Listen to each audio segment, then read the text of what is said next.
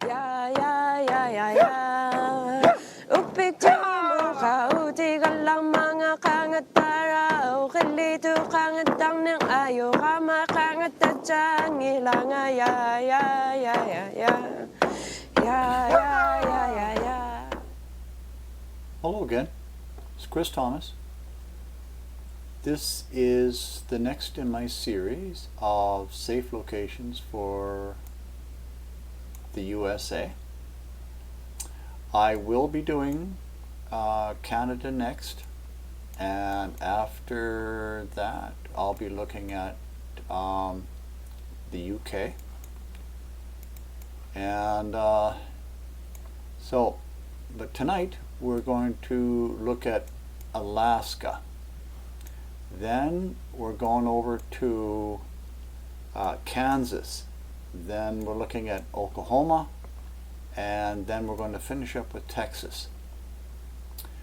Now you will notice that when I have my intro pictures introducing the next section of the videos, I put in various Native peoples' songs, drumming, and you may have noticed it in my previous video to this one. So what I did is I took the dominant Native peoples of each state and found some music that was from their culture. So what you're hearing before each section is are the songs of the native cultures of the state. I did that because it's the native peoples who I think are really going to help carry the ball into the aftertime, because they are so close to the land and so genuine that I believe those peoples will be a great resource for the other peoples who live in the world that are unfamiliar with the ways of water and the ways of the earth and the ways of the weather and the ways of the animals, speaking generally. So that's why you will hear those songs and various sound clips. So let's head into Alaska. Go, go, go.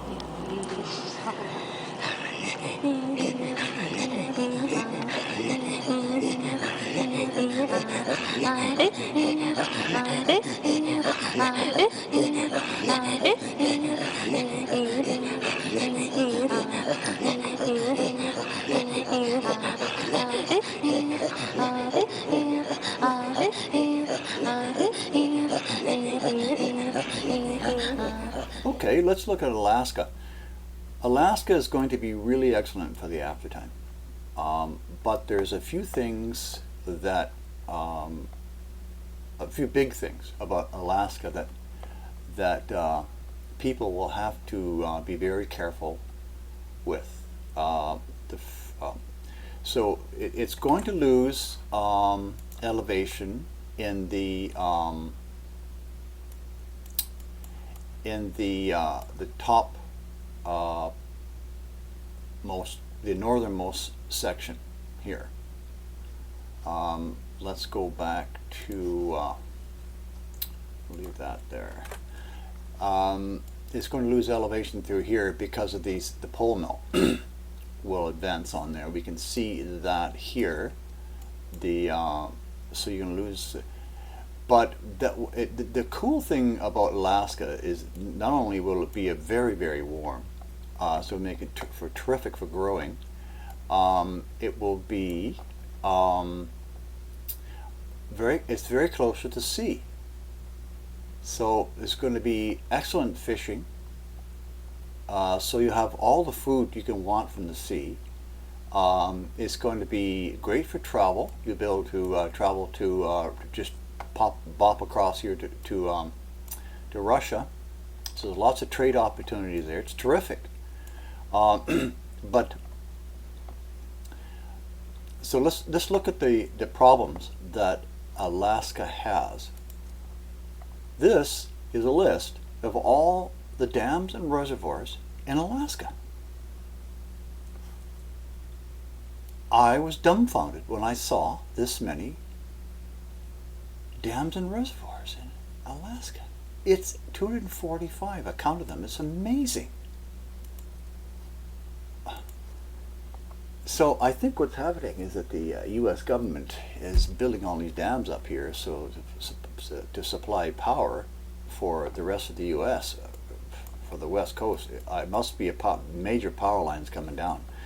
But that's another story. I'm not going to go there. But I'm just dumbfounded with the amount of the dams. Now, the reason why we're looking at all these dams and reservoirs is because they're all going to break during the pole shift. So if you're in Alaska, and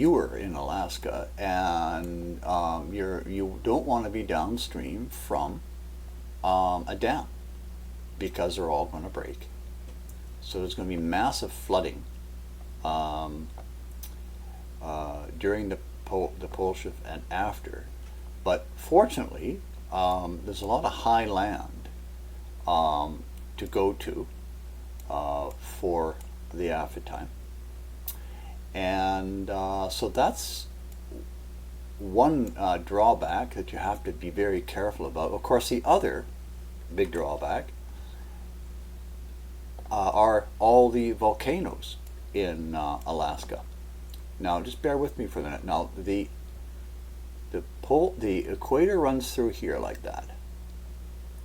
So that means all of volcanic ash from all these there's a panhandle there. All these volcanoes that are emitting magma and ash into the sky. All this is all going to sweep like this, right, to the equator, there. So sweeping that way. So that means, what that means is that if you're going to go to Alaska, you want to make sure that you are northeastern Alaska. Up in here like this, right in there. And that it is narrowed some bit. Let's look at this here. So so that's about there. Some volcano in here. So that gives you this piece of land, this piece of land right there. That may or may not fill in. It depends on the elevation of Alaska. But what happens to it and what happens to the land. So you may luck out and have an inland sea, as it were, from access to the ocean, if you're up here. But this would be the area to locate if you are in Alaska. Now, the other drawback with Alaska is, now I got this from directly, I didn't even think of it. I got this from zeta-talk, are bears. Now, I am not sure how many U.S. citizens are familiar with bears. But in BC, we got some big damn bears. In BC, where I live. But in Alaska, you've got bears on steroids. These are Kodiak bears. And the last, I think I remember a few years ago, a Kodiak can stand 10 feet tall when it stands up. So, as the way the Zetas put it from zeta-talk, they said that it'll be a war between man and beast. And so if you're in Alaska, you're going to have to protect yourself from those bears. Now, I'm not advocating going out and hunting them. Certainly not. Not at all. But if you have a survival camp, and a bear wants to come in and, come crashing in, and well, you're going to have to defend yourself. So I'd be researching how to deal with bears until somehow you learn to get along. This is why waking dreams is so important, because if you're reading the signs around you, you'll be well warned of a bear, of a Kodiak or some bear. So bears. So you're going to have your firepower or whatever it is you need to have. Well, I'm certain it would be firepower, unfortunately. And so that is one thing to do with Alaska that you'll have to be careful of. So if we were to recap, I would say volcanoes, lots of volcanoes, but the ash is going to be blown towards this area here. So all these areas here. Now you may be okay. Well, of course that's Yukon, but there are parts of Juneau, what have you. Let's take a quick look at Juneau here. Yeah. So I'm gonna have to get a more of a yeah. So gotta go back to those yeah. So these volcanoes here are going to ash out this direction like that. So I would say you're good in the Juneau area. Now that's British Columbia over here. Nobody's going to care if you're in British Columbia, trust me, up there. So this area here also looks good for survival too. Obviously, the pole shift waves are going to come roaring in, so you may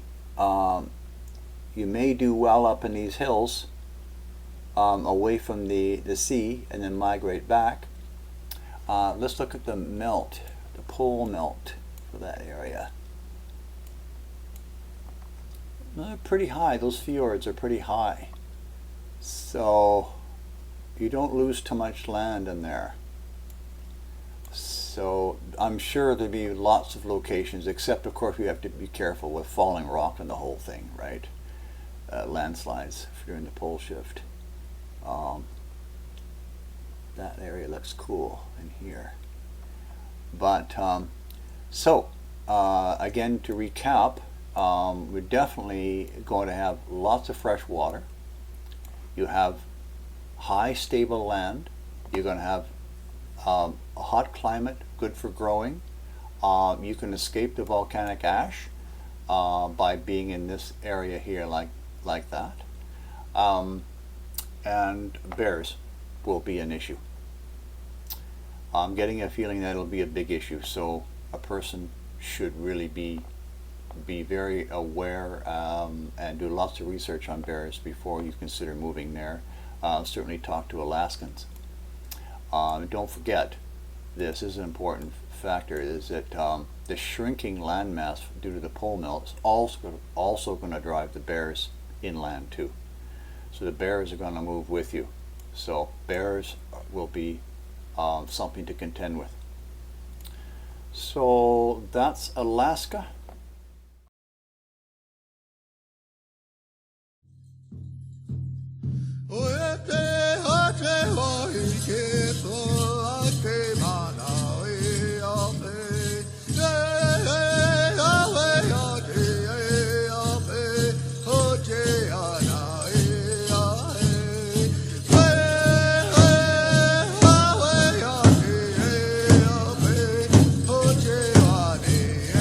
Okay, let's look at Kansas, USA, another landlocked state.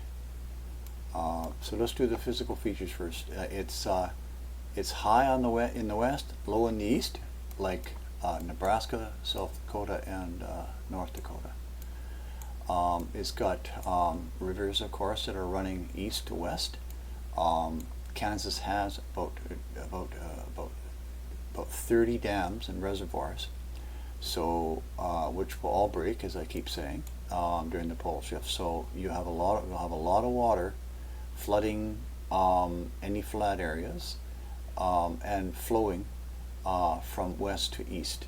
That means that there'll be a lot of gullies being created, ravines filling in with water, and so that means unexpected features to the surface of Kansas because of the water that's flowing into the Missouri. So, and of course, like the other plains states, you're going to have rumpling land to the west because of the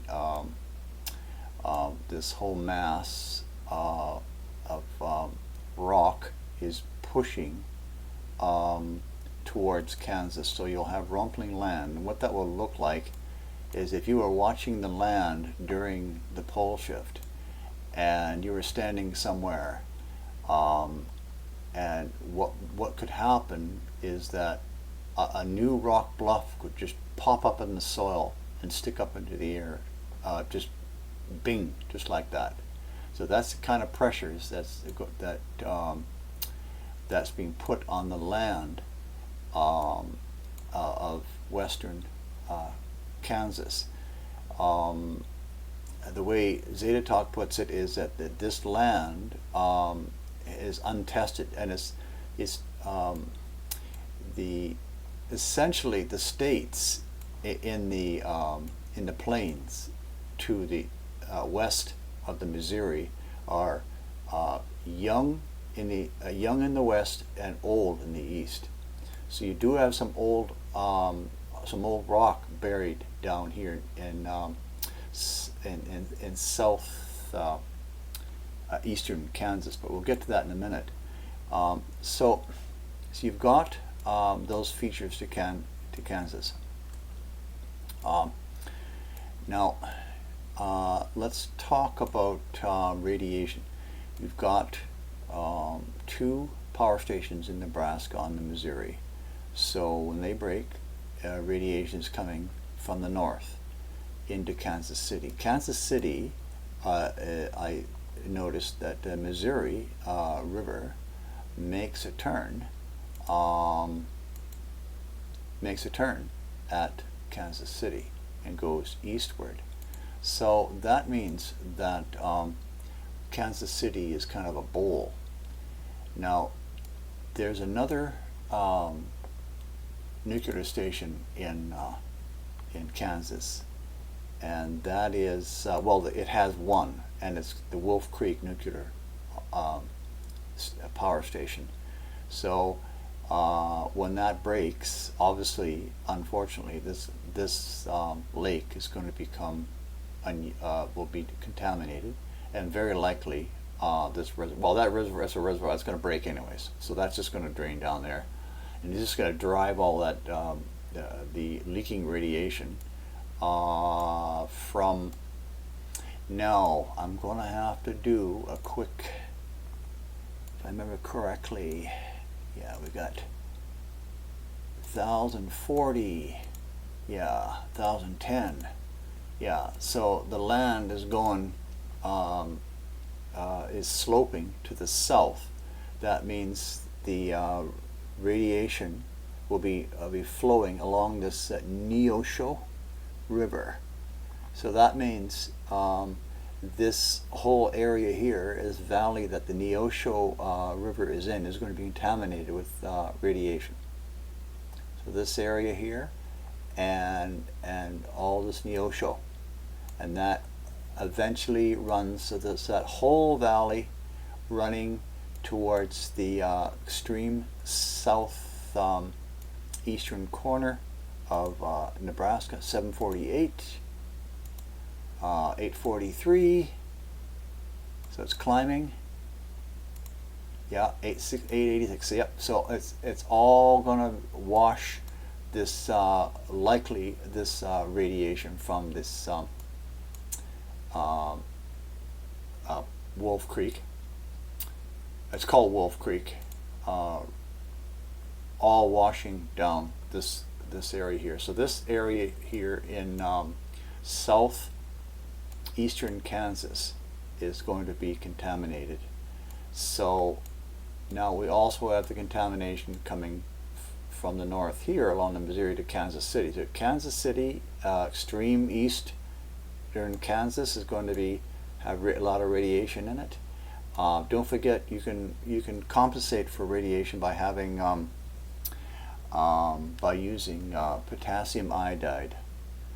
So if you're going to stay in Kansas, stock up on potassium iodide. They don't cost much, tablets, and they do is they keep your thyroid gland saturated with iodine. So you haven't when you have a deficiency of iodine in your thyroid, because it needs iodine to operate. When you have a we're not going into medical things, but if you have a deficiency, or if you're low on iodine, what happens is the radiation gets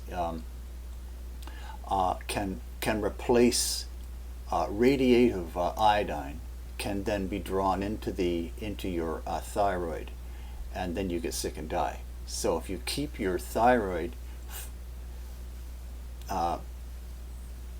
replenished with iodine, then your thyroid won't absorb the radiation. Please read my piece on radiation I wrote in Planet X Newsletter 2. I'll put a link up. I did an extensive article on that, and there's really good news about radiation. Believe it or not, it's good news. I'm not saying radiation is good, I'm just saying, but there's so much negative hype around radiation, and so there should be, but it's just too much. It's just too dramatic, and there are ways of dealing with it, and the things are not quite the way the drama queens would like you to believe about radiation. We don't want it, but we have to live with it. We do live with it now. So read my article, and I'll give you the link for that. So we've got radiation flowing this way towards Missouri and Oklahoma. So this whole eastern section here, and in Kansas. So now also in eastern Kansas, you have a rift here that you can't see under the soil. It has a fancy name. Here's the name here. I haven't learned to pronounce that name, but that's the name right there. But right next to it is a Humboldt Fault. So if I haven't said it already, it needs to be said again, I guess, that this fault line here means that you're going to have in Kansas your very own New Madrid fault line. So it's not called New Madrid, it's called Humboldt Fault Zone. So during the New Madrid, this could go. It's certainly going to go. Going to have a big shift during the pole shift. But it may go during the New Madrid, in which case should get a big shake, and it could let go. So this is New Madrid in here. We'll get to that later. This could shake this loose. So you could have your own New Madrid isolating people in eastern Kansas. So between the radiation leakage likely in eastern Kansas and the rift isolating it for sure during the pole shift, eastern Kansas is definitely out for survival for the aftertime, and survival even during the pole shift because of all the radiation and this kind of thing. So western Kansas, North Kansas are the only remotely, I'm not saying they're safe, I'm just saying they're only areas if you have to stay in Kansas would be that you'd want to seek out. Now I want to do a quick thing about waking dreams, because whenever you're beset with problems, waking dreams come flying at you. So if you're looking for high land or good land in Kansas, and you're standing there, let's say you're in Hayes, and you're looking at a piece of land somewhere, and you're standing there looking at it thinking, I wonder if this is good for the pole shift. I wonder if it's a good safe location.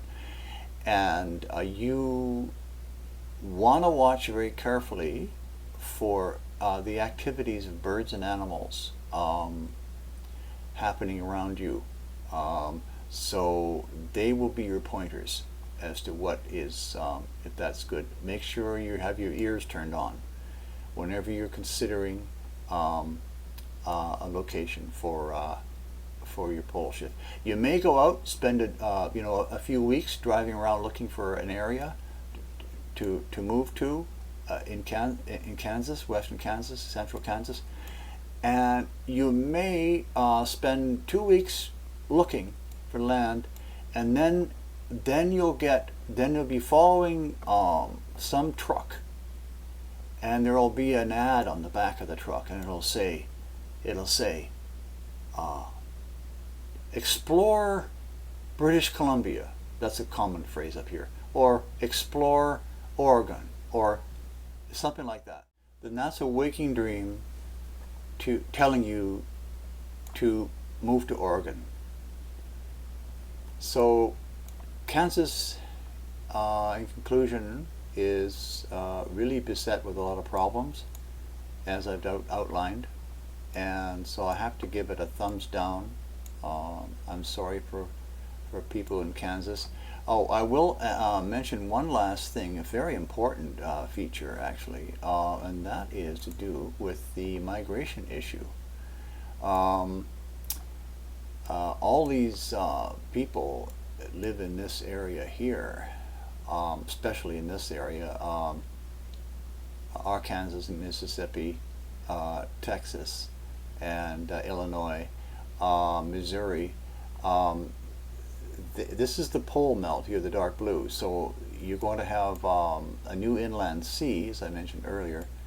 But the people here are going to be moving, walking, looking for food and help. And Kansas is front and center.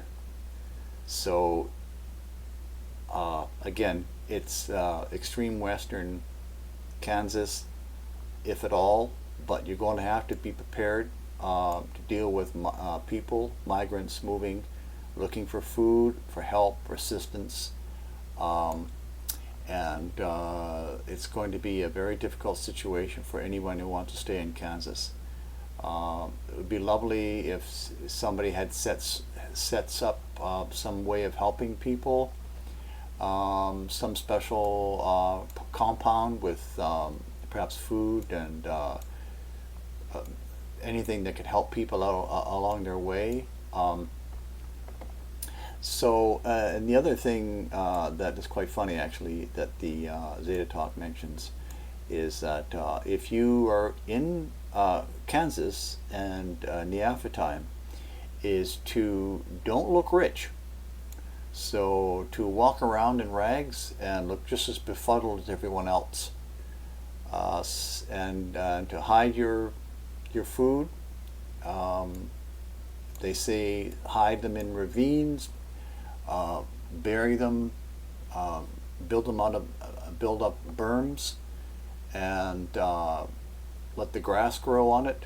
Of course, you'd be doing this beforehand, won't you? Right? So your food reserves, and so it looks like just like another hill. So you're really going to have to protect yourself against the migrants that are moving northward into Kansas in the Niafa time. So that's Kansas.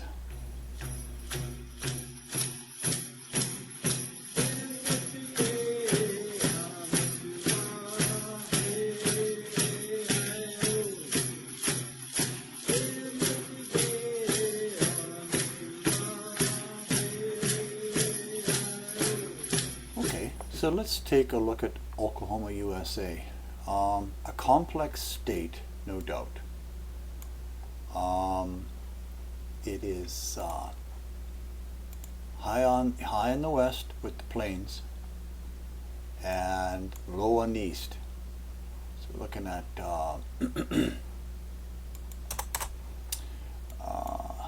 pretty low, 1,000 feet,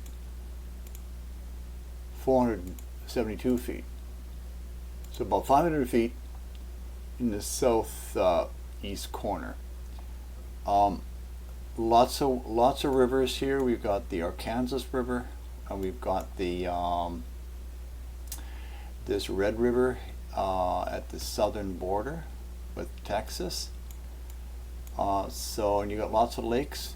So this is going to be one big floodplain in the time. There's about 29 dams and reservoirs in Oklahoma, and so they're going to break. So you're going to have flooding everywhere. Now there is the Kansas Wolf Creek nuclear station, and it's likely to wash, to drain into northern Oklahoma area. So you could have some radiation there coming down from Kansas. Now also we know that the Humboldt zone goes right into down to Oklahoma City. So again, that's going to isolate. When that happens, it could slip, and when the New Madrid goes in sympathy, because there'll be a shock wave, right? Or it could go during the pole shift. So any time, so we know this rift through here is going to go, and so when it does, it's going to isolate the eastern part of the state of Oklahoma, and so with all that wet and with the radiation, the east of Oklahoma is really doesn't look good at all. It is only the western plains section that looks, or the extreme western area over here that looks near Strong City, this kind of the Elk City down in here, that looks the safest in the state. But of course we know there's rumpling land. It may happen. The Zetas don't talk about it, but it's close to this whole action was moving with the continental divide being pushed this way. May not be affected so much up in here, up in the that little section in here, by the movement. They don't mention it, so may not be occurring. But the really big problem with Oklahoma is migration. Now let's take a look at what's going to happen. I suspect this is going to be about 2025, 2024. You're going to have the pole melt, and you're going to have all these people looking for high land, and they're going to come flooding into Oklahoma, through Oklahoma, Kansas, and into the plains looking for food, anything to survive. So if Kansas was front and center with the migrants in the Advent time, Oklahoma is right in the mix. Now there is possibility, even though for survival up in these areas here, but that's not Oklahoma. But by that time I don't think anyone's going to care. But let's see now. Yeah, just a slight touch on the Ozark Plateau. Now I understand this is the Ozark Plateau here, but we have a little section here that could be livable for some people in the aftertime, but again, it's going to be crowded with migrants, so who knows what's going to be going on here. This is all high land, so I'd imagine everyone from Arkansas and East Texas are going to find their way to this area here, right in there. And as far as I'm concerned, probably the same with the Ozark Plateau, but this area here is likely to be very, very overcrowded with desperate people. So I don't think that's a very good location to think, even though it's above the pole melt. So Oklahoma is really a disaster between the massive flooding that's going to take place during the hour of the pole shift, and also for the migrants that are going to be flooding into this area. So very, very unsafe.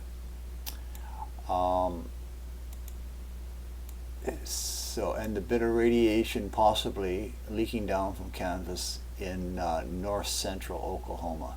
The only area I can think of that's reasonably, if you have to stay in Oklahoma, would be this area here in the, shall we call it the Midwest, and in the extreme west areas. So of course I'm confining my comments to state boundaries. I really shouldn't be doing that, because in the aftertime nobody's going to be respecting these boundaries. So Oklahomans will have to relocate, possibly in parts of Colorado. But again, the closer you get to Colorado, you got two problems going on. You've got the if you're going to do survival location, it won't be the closer you get to that is the pole shift survival camp location, too close to the continental divide, because you'll get massive rumpling of the land near it within 50 miles.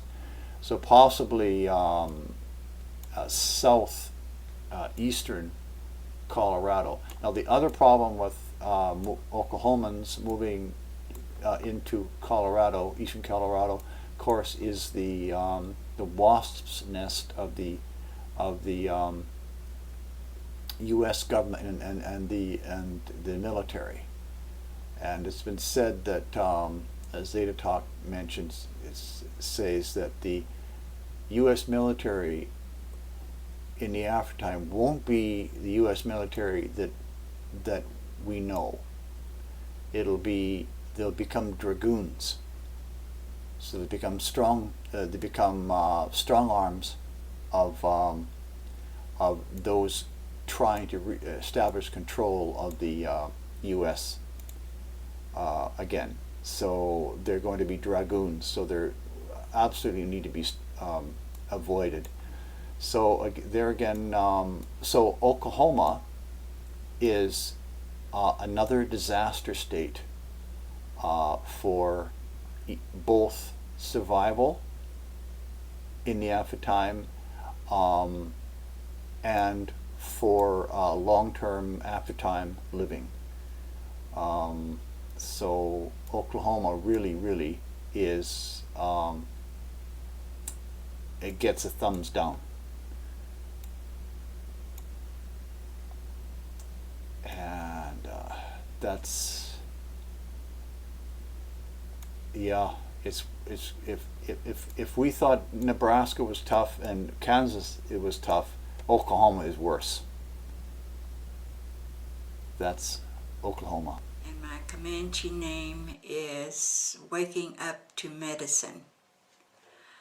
Ta'apa oktomobata nansuagaita ananhia atekwa papiterui be si kusokova atomova atawaiku. Okay, now we're going to look at Texas, USA. Texas is in big trouble for the pole shift. when there's two reasons for this. First of all, when you look at the dark, as you can see here, is that's the new inland sea we were talking about. This is the pole melt that's going to happen within 2 years of the pole shift. I believe the pole shift will be about 2023, and so this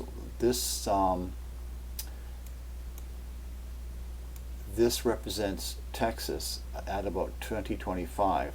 So 1/3 of Texas is going to be under the waves up as far as the Volcanoes escarpment by about 2025. So, but that's a slow progression of water.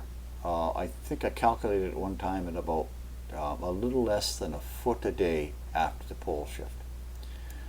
So, of course, as we understand that the poles are melting because the poles are now on the equator. So they have to melt, and it's the slow but steady melting of the poles that's filling up the ocean cavities with fresh water that will raise the sea level around the world as calculated by the zeta-talk at about 675 feet higher than we're used to. Now it depends where you are in the world, because for example the east coast here will actually be worse, more flooded, because it's losing about 120 feet or 150 feet.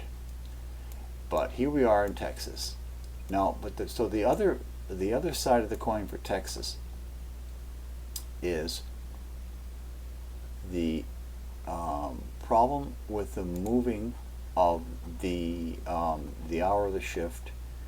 What will happen is that the South American plate here, it's going to complete its roll westward. So this face here of the plate is going to drive over top of the Caribbean plate, and what's going to happen is going to push the Caribbean plate down, and of course it's putting pressure on Mexico, which is causing the issues with California and the New Madrid. But this movement of the South American plate is pushing the Caribbean plate down, as I said, and what is explained in zeta-talk is that the water that's displaced with the pushing down the Caribbean plate is what is adding to the Gulf's problems. So, and more specifically, obviously, Texas. So, the water, seawater during the hour of the pole shift is going to push beyond the Volcanoes escarpment. So you're going to have water washing way up into these hills here. We're looking at 1700, which is not that high. So we can anticipate at least half of Texas being being washed over. So half of Texas is now is just beyond absolute zero chance of survival. So what does that mean for western Texas and northern Texas? Well, again, you're going to have migrants moving in that area.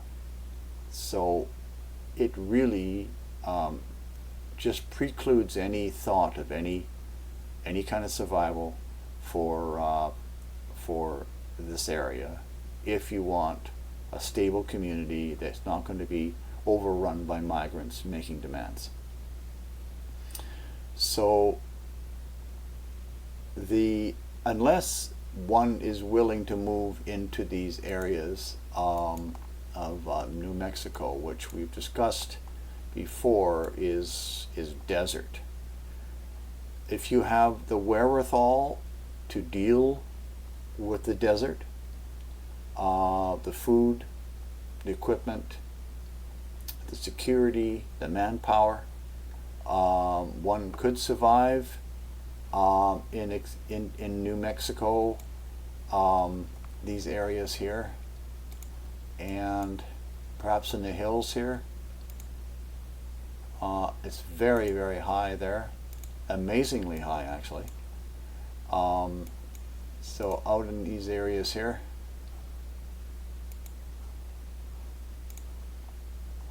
so I see that there is some very nice trees in the area.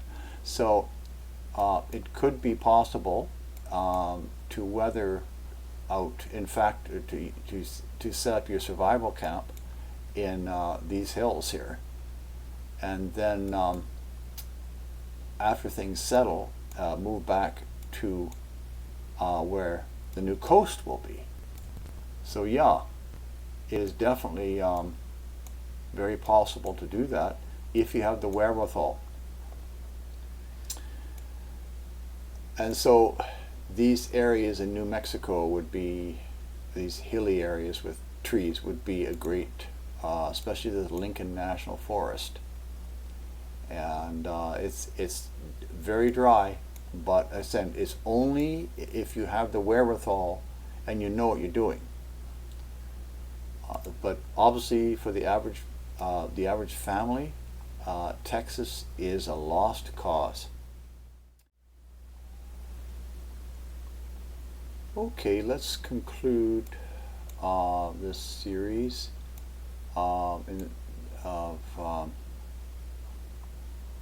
okay, let's conclude our piece here. We've got those plains that are going to flood. We've got the Gulf coming in during the pole shift, and this is the pole melt. So we have migrants moving north and westward, and up through, well, we'll get into these states probably next. But there's migrants moving up, and we've got the continental divide pressing into the plains. We've got water flooding and coming down, and then we've got the nuclear stations. I forgot to mention that in Texas, of course, there are 4 nuclear stations which are going to wash all that radiation up into the northern and western Texas, and so I feel better about saying that Texas is a lost cause now. So yeah, difficulties, lots of difficulties, but that's the purpose of my Safe Location series, is to save lives. And so I hope that that you found my video interesting and informative. So it's Chris Thomas, signing off for this little piece of the USA. Next I'll be doing Minnesota, Wisconsin, Iowa. So we'll be doing these states in here. Thanks for watching.